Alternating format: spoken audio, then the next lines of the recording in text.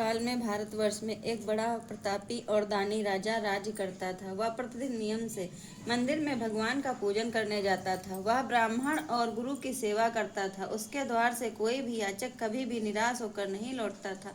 वह प्रत्येक बृहस्पतिवार को व्रत रखता एवं पूजन करता था। प्रतिदिन गरीबों की सहायता करता था, परंतु यह सब उसकी रानी को अच्छा नहीं लगता था। वह ना तो व्रत करती, ना भगवान की पूजा करती और ना किसी को एक भी पैसा दान में देती थी। वह राजा को भी ऐसा करने से मना करती थी, लेकिन राजा नियम से व्रत, पूजा, दान आदि कार्य करता था। एक दिन राजा शिकार खेलने के लिए वन को चला गया। महल में रानी और दासी थी। उस समय बृहस्पति देव साधु के रूप में महल के दरवाजे पर भिक्षा मांगने आए। साधु ने रानी से भिक्षा मांगी तो वह बोली, हे साधु महाराज, मैं इस दान और पुण्य से परेशान हो गई हूँ। इस कार्य के लिए तो मेरे पतिदेव ही बहुत हैं। इस समय वे यहाँ नहीं, मुझे गृह कार्यों से समय नहीं मिल पाता। मैं सोचती हूँ कि इस धन के रहने से तो निर्धन रहना ही अच्छा है, फिर सारा काम धाम तो नहीं करना पड़ेगा। इसलिए अब आप कोई ऐसा उपाय बताएं कि सारा धन नष्ट हो जाए और मैं आराम से रह सकूं। साधु वेशधारी बृहस्पति देव ने कहा, हे देवी, तुम यह क्या कह रही हो? भला संतान और धन से कोई दुखी होता है? हे देवी, इन दोनों को तो सभी चाहते हैं। पापी भी धन और पुत्र की इच्छा करते हैं। यदि तुम्हारे पास धन अधिक है तो उसका उपयोग करो। भूखे मनुष्यों को भोजन कराओ, वस्त्रहीनों को वस्त्र दो, प्याऊ लगवाओ, ब्राह्मणों को दान दो, धर्मशालाएं खुलवाओ, कुआं, तालाब, बावड़ी, बाग बगीचे आदि बनवाओ, निर्धन की कुंवारी कन्याओं का विवाह करवाओ, साथ ही यज्ञ आदि करो। इस प्रकार के कर्मों से तुम्हारे कुल का यश लोक परलोक में फैलेगा और तुम्हें स्वर्ग की प्राप्ति होगी। परंतु रानी पर साधु की बातों का कोई भी प्रभाव नहीं हुआ। उसने कहा, हे साधु महाराज, मुझे ऐसा धन नहीं चाहिए जिसे मैं अन्य लोगों को दान देती रहूं तथा जिसे रखने और संभालने में ही मेरा सारा समय नष्ट हो जाए। साधु ने कहा, हे देवी, यदि तुम्हारी ऐसी ही इच्छा है तो जैसा मैं बताता हूँ वैसा ही करना। इससे तुम्हारी यह इच्छा भी पूरी हो जाएगी। तुम बृहस्पतिवार के दिन घर को गोबर से लीपना, अपने केसों को पीली मिट्टी से अच्छी तरह धोना, स्नान करना। राजा उस दिन हजामत करवाया, मांस मदिरा का सेवन करना और कपड़े धोबी के यहाँ धुलने डालना। इस प्रकार 7 बृहस्पतिवार तक करने से तुम्हारा सारा धन नष्ट हो जाएगा। यह कहकर साधु महाराज रूपी बृहस्पति देव वहां से चले गए। साधु ने जैसा कहा था, रानी ने 7 बृहस्पतिवार तक वैसा ही करने का निश्चय किया। साधु के कहे अनुसार कार्य करते हुए अभी केवल 3 बृहस्पतिवार ही बीते थे कि बृहस्पति देव के कोप से उसकी सारी धन संपदा नष्ट हो गई। भोजन के लिए भी वे दोनों तरसने लगे तथा सांसारिक भोगों से दुखी रहने लगे। तब राजा ने रानी से कहा, हे रानी, तुम यहाँ रहो, मैं परदेश जाता हूँ। यहाँ पर मुझे सभी मनुष्य जानते हैं, इसीलिए मैं यहाँ पर कोई कार्य नहीं कर सकता। देश चोरी परदेश भीख बराबर। यह कहकर राजा परदेश चला गया और वहां उसे कोई काम ना मिला तो जंगल से लकड़ी काट कर लाने और शहर में ले जाकर बेचने लगा। इस प्रकार वह अपना जीवन व्यतीत करने लगा। इधर राजा के बिना रानी और दासियां दुखी रहने लगे। उन्हें किसी दिन भोजन मिलता और किसी दिन वे केवल जल पीकर ही रह जाती। एक बार रानी और दासियों को 7 दिन तक भोजन नहीं मिला तो रानी ने अपनी दासी से कहा, यहाँ पास ही के नगर में मेरी बहन रहती है, वह बहुत धनवान है, तो उसके पास जा उससे 5 सेर बेझाड़ मांग ला, जिससे कुछ दिनों के लिए गुजर हो जाएगी। दासी रानी की बहन के यहाँ गई। उस दिन बृहस्पतिवार था। रानी की बहन उस समय बृहस्पति देव की पूजा कर रही थी। दासी ने रानी की बहन से कहा, हे रानी, मुझे आपकी बहन ने भेजा है, मुझे 5 सेर बेझाड़ दे दो। दासी ने कई बार कहा, परंतु रानी की बहन ने कोई उत्तर नहीं दिया, क्योंकि वह उस समय बृहस्पतिवार की व्रत कथा सुन रही थी। जब रानी की बहन ने दासी को कोई उत्तर नहीं दिया तो वह बहुत दुखी होकर लौट गई। वह छोटे लोगों से बात भी नहीं करती। रानी की दासी ने मन में सोचा, मैंने उससे कहा तो वह कोई उत्तर नहीं दिया, मैं वापस चली आई। रानी बोली, इसमें उसका कोई सहारा नहीं देता। अच्छे बुरे का पता विपत्ति के समय ही चलता है। जो ईश्वर की इच्छा होगी वैसा ही होगा। यह सब हमारे भाग्य का दोष है। इधर जब रानी की बहन कथा सुनकर उठी तो उसने सोचा कि मेरी बहन की दासी आई थी, परंतु व्रत की कथा सुनने के कारण मैं उससे नहीं बोली, इससे वह बहुत दुखी हुई होगी। फिर भक्ति पूर्वक विष्णु भगवान का पूजन समाप्त कर वह अपनी बहन के घर गई और बोली, हे बहन, जब तुम्हारी कथा दासी गई थी तब मैं बृहस्पतिवार व्रत का कर रही थी। जब तक कथा होती है तब तक ना तो वहाँ से उठते हैं और ना ही बोलते हैं, इसलिए मैं नहीं बोली। अब तुम बताओ कि तुमने दासी को क्यों भेजी थी? रानी बोली, बहन, मेरे घर अनाज नहीं था, तुम तो घर की दशा जानती हो, इसलिए मैंने दासी को तुम्हारे पास 5 सेर बेझाड़ लेने के लिए भेजा था।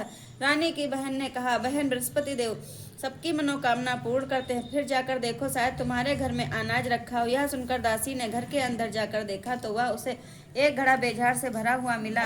उसे बहुत हैरानी हुई, क्योंकि वह पहले ही एक एक बर्तन देख चुकी थी। उसने बाहर आकर रानी को इस बारे में बताया। दासी ने अपनी रानी से कहा, हे रानी, देखो, वैसे भी अन्न के अभाव में तो हम रोज ही व्रत करते हैं। इसमें व्रत की विधि और कथा पूछकर हम भी उस व्रत को किया करेंगे। दासी के ऐसा कहने पर रानी ने अपनी बहन से बृहस्पतिवार के व्रत के बारे में पूछा। उसकी बहन ने बताया, बृहस्पतिवार के व्रत में बृहस्पतिवार के दिन चने की दाल और मुनक्का से विष्णु भगवान का केले की जड़ में पूजन करना चाहिए और दीपक जलाना चाहिए, पीला भोजन करना चाहिए तथा कथा सुननी चाहिए। इस प्रकार करने से बृहस्पति देव प्रसन्न होकर अन्न, पुत्र और धन देते हैं तथा सारी मनोकामनाएं पूरी करते हैं। व्रत और पूजन की विधि बताकर रानी की बहन अपने घर लौट गई। रानी और दासी दोनों ने निश्चय किया कि बृहस्पति देव का व्रत पूजन जरूर करेंगी। 7 दिन बाद बृहस्पतिवार के दिन उन्होंने व्रत रखा। वे घुड़साल में जाकर चना और गुड़ बीन लाए तथा उस चने की दाल बनाकर उनसे गुड़ और केले से जड़ की पूजा की, विष्णु भगवान की पूजा की। अब पीला भोजन कहाँ से आए, यह सोचकर दोनों बड़ी दुखी हुई, पर उनके व्रत करने के कारण बृहस्पति देव प्रसन्न थे। अतः वह एक साधारण व्यक्ति के रूप में 2 थालों में पीला भोजन लेकर आए और दासी को देकर बोले, यह भोजन तुम्हारे और तुम्हारी रानी के लिए है, तुम दोनों इसी भोजन को करना। दासी भोजन पाकर बहुत प्रसन्न हुई और रानी के पास जाकर बोली, रानी जी, भोजन कर लो। रानी को भोजन के आने के विषय में कुछ भी पता नहीं था, इसलिए उसने दासी से कहा, जा तू ही भोजन कर, क्यों व्यर्थ में हमारी हंसी उड़ा रही है। दासी बोली, एक व्यक्ति भोजन दे गया है। तो रानी बोली, वह तेरे लिए ही भोजन दे गया है, तू ही भोजन कर। दासी ने कहा, वह व्यक्ति हम दोनों के लिए 2 थालों में भोजन दे गया, आप और हम दोनों साथ साथ ही भोजन करेंगे। अब दोनों ने बृहस्पति देव को नमस्कार कर भोजन किया। उसके बाद वे दोनों प्रत्येक बृहस्पतिवार को बृहस्पति देव का व्रत और पूजन करने लगे। बृहस्पति देव की कृपा से उनके पास फिर से धन हो गया, परंतु रानी पहले की तरह ही आलस्य करने लगी। तब दासी ने कहा, देखो रानी, तुम पहले भी इसी तरह आलस्य करती थी और तुम्हें धन को रखने में कष्ट होता था, इसी कारण से सारा धन नष्ट हो गया। अब बृहस्पति देव की कृपा से फिर से धन मिला है, तुम्हें पुनः आलस्य होने लगा। बड़ी कठिनाइयों के बाद हमने यह धन पाया है, इसलिए तुम्हें दान पुण्य करना चाहिए, भूखे मनुष्यों को भोजन कराना चाहिए तथा प्याऊ लगवानी चाहिए, ब्राह्मणों और दीनहीनों को दान देना चाहिए, कुआं, तालाब, बावड़ी आदि का निर्माण करवाना चाहिए, मंदिर, पाठशालाएं बनवानी चाहिए, निर्धनों की कुंवारी कन्याओं का विवाह करवाना चाहिए और धन को शुभ कार्यों में खर्च करना चाहिए, जिससे तुम्हारे कुल का यश बढ़े तथा तुम्हें स्वर्ग प्राप्त हो और पितर प्रसन्न हो। दासी की बात मानकर रानी इसी प्रकार सत्य कार्य करने लगी। उसका यश चारों ओर फैलने लगा। इधर जब राजा परदेश गया तो वह वहां बहुत दुखी रहने लगा। वह प्रतिदिन जंगल में जाकर लकड़ियां बीन कर लाता और उन्हें शहर जाकर बेच आता। इसी प्रकार वह अपने दुखी जीवन को बड़ी कठिनाई से व्यतीत करता था। एक दिन राजा दुखी होकर अपने बीते हुए दिनों को याद करके रोने लगे। तभी वहां बृहस्पति देव एक साधु के रूप में आए और राजा के पास आकर बोले, हे लकड़हारे, तुम इस सुनसान जंगल में किस चिंता में खोए हुए बैठे हो, मुझे बताओ। यह सुनकर राजा की आंखों में आंसू भर आए और वह साधु को प्रणाम कर बोला, हे प्रभु, आप तो सब कुछ जानते हैं। यह कहकर राजा ने साधु को अपनी सारी कहानी सुना दी। महात्मा जी ने राजा से कहा, हे राजा, तुम्हारी पत्नी ने बृहस्पति देव का अनादर किया था, जिसकी वजह से तुम्हारी यह दशा हुई है। अब तुम किसी प्रकार की चिंता ना करो, भगवान तुम्हें पहले से भी अधिक धन देंगे। तुम्हारी पत्नी ने बृहस्पतिवार का व्रत करना प्रारंभ कर दिया है। अब तुम भी बृहस्पतिवार का व्रत किया करो और चने की दाल व गुड़ को जल के लोटे में डालकर केले की जड़ में पूजन करो। पूजन करने के बाद बृहस्पतिवार की कथा कहो या सुनो, बृहस्पति भगवान तुम्हारी सारी मनोकामनाओं को पूर्ण करेंगे।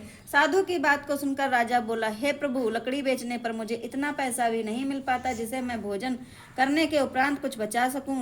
रात को मैंने सपने में अपनी रानी को व्याकुल देखा है। मेरे पास कोई ऐसा नहीं है जिससे मैं उसका समाचार जान सकूं। फिर बृहस्पतिवार की क्या कथा कहूँ, यह भी मुझे मालूम नहीं। साधु ने कहा, हे राजा, तुम्हें किसी तरह की चिंता मत करो।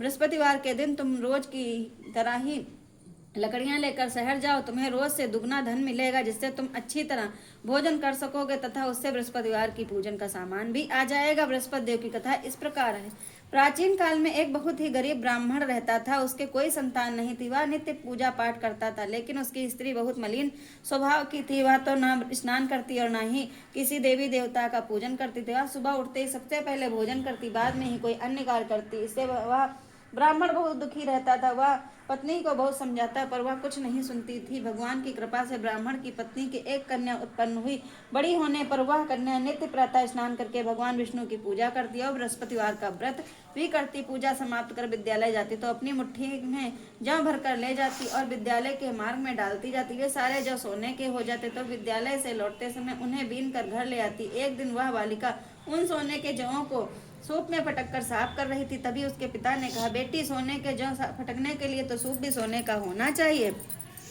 अगले दिन बृहस्पतिवार था। वह बालिका ने व्रत रखा और बृहस्पति देव से प्रार्थना की, हे प्रभु, यदि मैंने सच्चे मन से आपकी पूजा की है तो मुझे सोने का सूप दे दो। बृहस्पति देव ने उसकी प्रार्थना को स्वीकार कर लिया। प्रतिदिन की तरह वह बालिका जौ फैलाती हुई विद्यालय चली गई। विद्यालय से लौटते जौ बीनते समय उसने बृहस्पति देव की कृपा से सोने का सूप मिला। उसे घर लाकर वह उससे जौ साफ करने लगी, परंतु उसकी माँ उसी तरह मलिनता से ही रहती। एक दिन वह कन्या सोने के सूप में उन जौं को साफ कर रही थी। तभी उस नगर का राजकुमार वहां से गुजरा। इस कन्या के रूप, शील और गुणों को देखकर वह उस पर मोहित हो गया। राजमहल लौटकर उसने भोजन और जल त्याग दिया और वह उदास होकर लेट गया। राजा को जब यह राजकुमार के अन्न जल त्यागने के बारे में पता लगा तो वह अपने प्रधानमंत्री के साथ राजकुमार के पास गया और बोला, हे पुत्र, तुम्हें क्या कष्ट है? किसी ने तुम्हारा अपमान किया है या और कोई कारण है तो मुझे बताओ, मैं वही करूंगा जिससे तुम प्रसन्न हो। अपने पिता की बातों को सुनकर राजकुमार ने कहा, आपकी कृपा से मुझे किसी प्रकार का दुख नहीं है और ना ही किसी ने मेरा अपमान किया है, लेकिन मैं उस लड़की के साथ विवाह करना चाहता हूँ जो सोने के सूप में सोने के जौ को साफ कर रही थी। यह सुनकर राजा को आश्चर्य हुआ और वह बोला, हे पुत्र, तुम ही इस तरह की कन्या का पता बताओ, मैं तुम्हारा विवाह उसी के साथ अवश्य ही करवा दूंगा। राजकुमार ने राजा को उस कन्या के घर का पता बता दिया। प्रधानमंत्री उस लड़की के घर गया और राजकुमार की इच्छा के बारे में ब्राह्मण को बताया। कुछ ही दिन बाद ब्राह्मण ने विधि विधान के अनुसार कन्या का विवाह राजकुमार के साथ करवा दिया। कन्या के घर से जाते ही वह ब्राह्मण पहले की तरह ही गरीब हो गया। अब भोजन के लिए अन्न भी बड़ी कठिनाई से मिल पाता था। एक दिन दुखी होकर ब्राह्मण अपनी पुत्री के मिलने गया। कन्या ने पिता को दुखी देखा और अपनी माँ का हाल पूछा। ब्राह्मण ने सारा हाल बताया। कन्या ने अपने पिता को बहुत सा धन देकर विदा किया। इस प्रकार ब्राह्मण का कुछ समय सुखपूर्वक बीता, लेकिन कुछ दिनों के बाद वही हाल हो गया। ब्राह्मण फिर अपनी कन्या के यहाँ गया और सारा हाल बताया तो उसने कहा, हे पिताजी, आप माताजी को यहाँ लिवा लाएं, मैं उन्हें विधि बता दूंगी जिससे हमेशा के लिए आपकी गरीबी दूर हो जाएगी। ब्राह्मण घर गया और अपनी पत्नी को साथ लेकर अपनी पुत्री के पास पहुंचा तो पुत्री ने अपनी माँ को समझाते हुए कहा, माँ, देख, तुम प्रातःकाल उठकर सबसे पहले स्नानादि करके विष्णु भगवान की पूजा किया करो तो तुम्हारे घर की सारी दरिद्रता दूर हो जाएगी।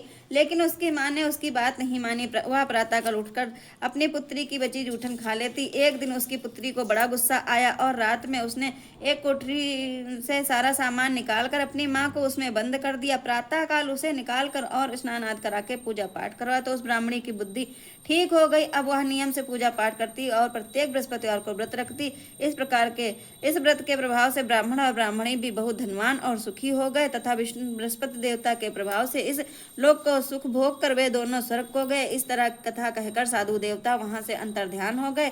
धीरे धीरे समय बीतने पर फिर बृहस्पतिवार का दिन आया। राजा जंगल से लकड़ी काटकर उन्हें शहर में बेचने गया। उस दिन उसे बाकी दिनों से अधिक धन मिला। राजा ने चना, गुड़ आदि लाकर बृहस्पतिवार का व्रत किया। उस दिन से उसके सारे क्लेश दूर हो गए, पर अगले बृहस्पतिवार को वह व्रत करना भूल गया। इस वजह से बृहस्पति देव के नाराज हो जाने के कारण उसे बहुत कष्ट झेलना पड़ा। उस दिन उस नगर के राजा ने एक विशाल यज्ञ का आयोजन किया और उसने अपने पूरे राज्य में घोषणा करवा दी कि कोई भी व्यक्ति अपने घर भोजन ना बनाए और ना ही आग जलाए। सभी लोग मेरे यहाँ भोजन करने जो इस आज्ञा का पालन नहीं करेगा उसे फांसी की सजा दी जाएगी। राजा के आदेश के अनुसार राज्य के सभी निवासी राजा के भोज में सम्मिलित हुए, पर लकड़हारा थोड़ी देर से पहुंचा, इसलिए राजा उसे अपने साथ महल में ले गया। पर जब राजा लकड़हारे को भोजन करा रहा था तो उसकी दृष्टि रानी की दृष्टि खूंटी पर गई जिस पर उसका हार लटका हुआ था। उसे वह हार दिखाई नहीं दिया। रानी ने सोचा कि अवश्य ही मेरा इस लकड़हारे ने चुरा लिया है। उसने उसी समय सैनिक बुलवाकर सोचने लगा कि ना जाने उस लकड़हारे को बंदीगृह में डलवा दिया। जब लकड़हारा बंदीगृह में गया तो दुखी होकर सोचने लगा कि ना जाने किस जन्म में मैंने पाप किया था जो मुझे यह दुख मिला है। और उसी साधु को याद करके जंगल में मिला था उसी समय बृहस्पति देव साधु के रूप में प्रकट हुए और उसकी दशा को देखकर बोले, हे राजा, तूने बृहस्पति देव का व्रत नहीं किया इसीलिए तुझे दुख मिला है। अब तू चिंता मत कर, अगले बृहस्पतिवार के दिन तुझे इस बंदी गृह के दरवाजे पर 4 पैसे पड़े मिलेंगे। उनसे तू बृहस्पति देव का व्रत और पूजन करना, तो तेरे सारे कष्ट दूर हो जाएंगे। अगले बृहस्पतिवार के दिन उसे बंदी के द्वार पर 4 पैसे पड़े मिले। राजा ने पूजा का सामान मंगवाया उस दिन और कथा कहकर प्रसाद बांटा। उसी रात बृहस्पति देव ने उस नगर के राजा को स्वप्न में कहा, हे राजा, तूने जिस व्यक्ति को बंदी गृह में बंद रखा है वह निर्दोष है, वह एक अन्य नगर का राजा है, उसे छोड़ दे। रानी का हार उसी खूंटी पर लटका हुआ है, अगर तू उसे नहीं छोड़ेगा तो मैं तेरे राज्य को नष्ट कर दूंगा। प्रातः काल उठकर राजा ने खूंटी पर हार टंगा देखा तो उसने लकड़हारे को बुलाकर क्षमा मांगी और राजा के योग सुंदर आभूषण वस्त्र देकर उसे विदा किया। इधर एक दिन रानी और दासी सोचने लगी कि ना जाने राजा किस हाल में होंगे, उनका कुछ पता नहीं है। उन्होंने बृहस्पति देव से प्रार्थना की और भगवान ने रात में राजा को स्वप्न में दर्शन देकर कहा, हे राजा, उठ, तेरी रानी तुझे याद कर रही है, अब तू अपने देश को लौट जा। राजा प्रातःकाल उठकर सोचने लगा कि स्त्री जात तो खाने और पहनने की ही साथी होती है, पर भगवान की आज्ञा को मानकर वह अपने नगर को चलने लगा। जब राजा नगर के पास पहुंचा तो उसे बहुत आश्चर्य हुआ। नगर में पहले से भी अधिक बाग, तालाब, कुएं, बहुत सी धर्मशालाएं और मंदिर आदि बने हुए थे। राजा ने पूछा कि बाग और धर्मशालाएं किसके हैं? तब नगर के सभी लोग कहने लगे कि यह सब रानी और दासी ने बनवाए हैं। यह सुनकर राजा को आश्चर्य हुआ और गुस्सा भी आया। अब रानी ने यह सुना कि राजा आ रहे हैं तो वह अपनी दासी से बोली, देख, राजा हमें बहुत बुरी दशा में छोड़ गए थे, वह हमारी ऐसी दशा देखकर लौट ना जाएं, इसलिए तू दरवाजे पर जा खड़ी हो जा। रानी के आदेश पर दासी दरवाजे पर खड़ी हो गई। जब राजा आए तो उन्हें अपने साथ महल में लिवा लाई। तब राजा ने क्रोध में रानी से पूछा, बताओ यह धन तुम्हें कैसे मिला? तब रानी ने उसे बताया कि हमें यह सारा धन बृहस्पति देव का व्रत करने के कारण प्राप्त हुआ है। अब राजा ने निश्चय किया कि 7 दिन बाद तो सभी बृहस्पति देव की पूजा करते हैं, पर मैं रोज दिन में 3 बार कथा कहा करूंगी तथा रोज व्रत करूंगी। अब हर समय राजा के दुपट्टे में चने की दाल बंधी रहती और वह दिन में 3 बार कथा कहता। एक दिन राजा ने सोचा कि अपनी बहन के यहाँ हुआ, यह सोचकर राजा घोड़े पर सवार होकर अपनी बहन के यहाँ चल दिया। मार्ग में उसे कुछ आदमी एक मुर्दे को लेकर जाते हुए दिखाई दिए। राजा ने उन्हें रोक कर कहा, अरे भैया, मुझसे बृहस्पति देव भगवान की कथा सुन लो। वे बोले, लो, हमारा तो आदमी मर गया है, इसे अपनी कथा की पड़ी है। लेकिन कुछ व्यक्तियों ने कहा, अच्छा कहो, हम तुम्हारी कथा सुनेंगे। राजा ने चने की दाल निकाली और कथा कहनी शुरू कर दी। कथा के आधी होते ही मुर्दा हिलने लगा और जैसे ही कथा समाप्त हुई वैसे ही राम राम कहते हुए वह मुर्दा उठकर खड़ा हो गया। राजा वहां से आगे बढ़ा। चलते चलते शाम हो गई। आगे मार्ग में उसे एक किसान खेत में हल चलाता हुआ दिखा। राजा ने उससे कहा, अरे भैया, तुम मुझसे बृहस्पति भगवान की कथा सुन लो। किसान बोला, जितनी देर में तेरी कथा सुनूंगा उतनी देर में 4 हरैया खेत जोत लूंगा, जा अपनी कथा किसी और को सुनाना। राजा आगे चलने लगा। राजा के वहां से जाते ही किसान के बैल पछाड़ खाकर गिर गए और किसान के पेट में बहुत तेज से दर्द होने लगा। उसी समय किसान की माँ रोटी लेकर खेत पर आई। तब उसने अपने पुत्र की यह दशा देखी तो उसने उससे सारा हाल पूछा। किसान ने सारी बात बता दी। किसान की माँ दौड़ी दौड़ी राजा के पास गई और उससे कहने लगी, मैं तुमसे कथा सुनूंगी, तू अपनी कथा मेरे खेत पर चलकर ही कहना। राजा ने लौटकर खेत पर जाकर कथा कही, जिसे सुनते ही बैल उठकर खड़े हो गए और किसान के पेट का दर्द भी बंद हो गया। राजा अपनी बहन के घर पहुंचा। बहन ने भाई का बड़ा स्वागत किया। दूसरे दिन प्रातःकाल राजा जागा तो उसने देखा कि सभी व्यक्ति भोजन कर रहे हैं। राजा ने अपनी बहन से पूछा, क्या कोई ऐसा व्यक्ति है जिसने भोजन ना किया हो और जो मेरी बृहस्पतिवार की कथा सुन ले? बहन ने कहा, है भैया, यहाँ के लोग तो पहले भोजन करते हैं, बाद में अन्य काम करते हैं, फिर भी यदि पड़ोस में कोई ऐसा है तो मैं देख आती हूँ। यह कहकर बहन देखने गई, लेकिन उसे कोई भी ऐसा व्यक्ति नहीं मिला जिसने भोजन नहीं किया हो। फिर वह पड़ोस के एक कुम्हार के घर गई, जिसका लड़का बहुत बीमार था, इस कारण उसके यहाँ 3 दिन से किसी ने भोजन नहीं किया था। रानी ने उस कुम्हार से अपने भाई की कथा सुनने के लिए कहा तो वह तैयार हो गया। राजा ने उसके घर जाकर बृहस्पतिवार की कथा कही, जिसे सुनकर उसका लड़का ठीक हो गया। अब तो सभी लोग राजा की प्रशंसा करने लगे। एक दिन राजा अपनी बहन से बोला, हे भैया, अब मैं अपने घर चलूंगा, तुम भी तैयार हो जाओ। चलो। राजा की बहन ने अपनी सास से अपने भाई के यहाँ जाने की अनुमति मांगी तो सास ने कहा, चली जा, पर अपने लड़कों को साथ में मत ले जाना, क्योंकि तेरे भाई के कोई संतान नहीं है। बहन ने अपने भाई से कहा, हे भैया मैं तो चलूंगी लेकिन कोई बच्चा नहीं जाएगा। तो राजा बोला, जब कोई बच्चा ही नहीं चलेगा तो तुम ही चलकर क्या करोगे। दुखी मन से राजा अपने घर लौट आया। घर आकर राजा ने अपनी रानी से कहा, हम निसंतान है इसलिए लोग हमसे परहेज करते हैं। वह बोला, भोजन आदि किए बिना ही सैया पर लेट गया। रानी ने कहा, हे प्रभु, बृहस्पति देव ने हमें सब कुछ दिया, अतः वह हमें संतान भी अवश्य देंगे। उसी रात बृहस्पति देव ने राजा को स्वप्न में दर्शन आशीर्वाद दिया।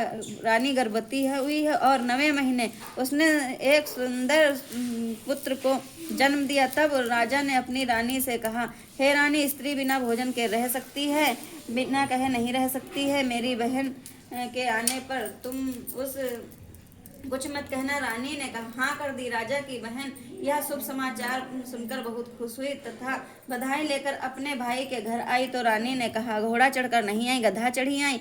राजा की बहन बोली, भाभी, मैं इस प्रकार ना कहती तो तुम्हें संतान कैसे मिलती।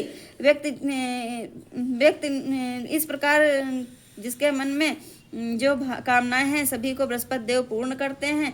जो व्यक्ति नियम से सद्भावना पूर्वक बृहस्पति भगवान का व्रत करता है और कथा पढ़ता है या सुनता है, बृहस्पति देव उसकी सारी मनोकामनाएं पूरी करते हैं और सदा उसकी रक्षा करते हैं। जब रानी और राजा ने सच्ची भावना से बृहस्पति देव की कथा का गुणगान किया तो उनकी सारी इच्छाएं बृहस्पति देव ने पूरी कर दी। इसलिए सबको बृहस्पति देव की कथा सुनने के बाद प्रसाद लेकर जाना चाहिए और सच्चे हृदय से उनका मनन करते हुए जयकारा बोलना चाहिए। बोलो बृहस्पति भगवान की जय।